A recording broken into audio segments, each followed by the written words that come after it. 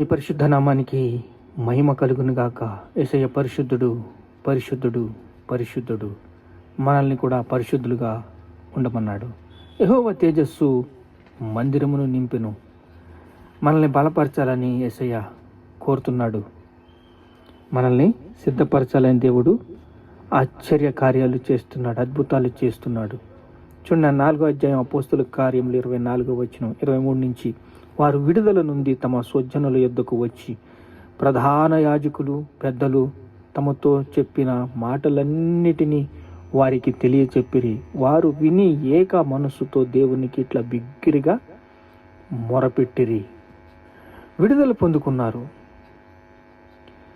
వారు విడుదల పొందుకుని ప్రధాన యాజకులు పెద్దలు తమతో చెప్పిన మాటలన్నిటినీ వారికి తెలియచెప్పారు. వారు విని ఏక మనస్సుతో దేవుడికి బిగ్గురుగా మొరపెట్టారు.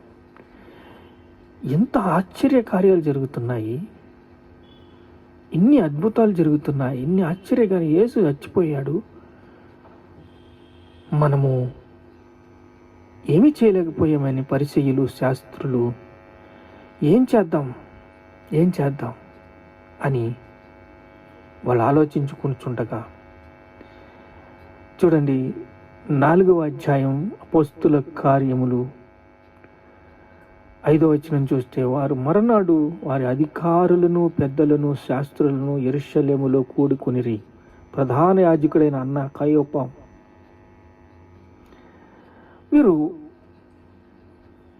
కూడుకుని ఏం చేద్దాం వారిని మీటింగ్ పెట్టుకున్నారు.